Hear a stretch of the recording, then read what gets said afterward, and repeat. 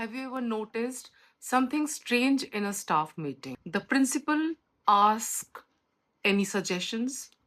Silence. Any problem you want to discuss? Silence. Is everyone comfortable with this decision? Again, silence. And then the meeting ends.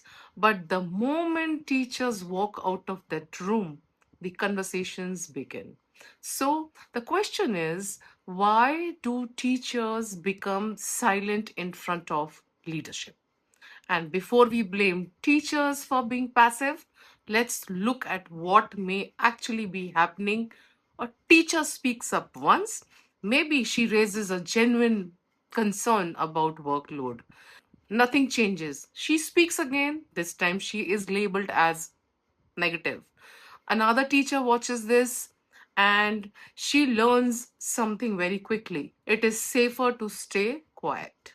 And this is where a school culture starts changing.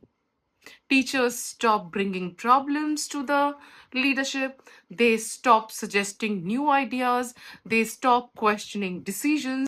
They stop saying what they really think. And eventually, they start saying only what they believe the leadership wants to hear. From outside, everything looks perfect.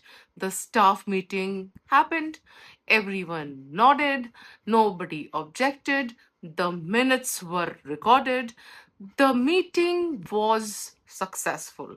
But was it? Because silence is not always agreement. Sometimes silence is fear.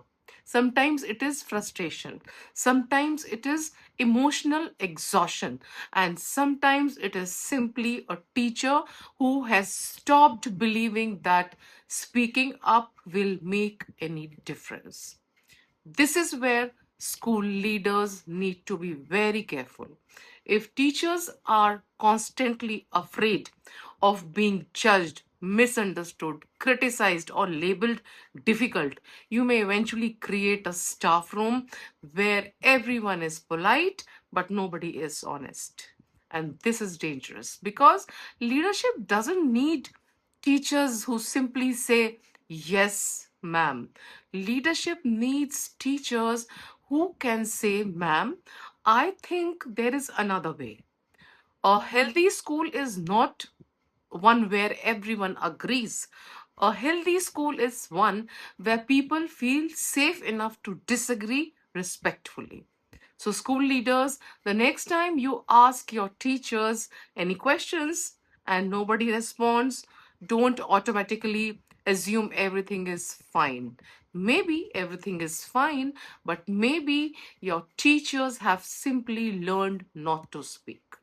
And if that is happening in your school, the real question isn't why are my teachers so quiet? The real question is what have I done intentionally or unintentionally to make them afraid to speak? Think about that. Because sometimes the loudest warning sign in a school is not what teachers say, it is what they have stopped saying. Take care.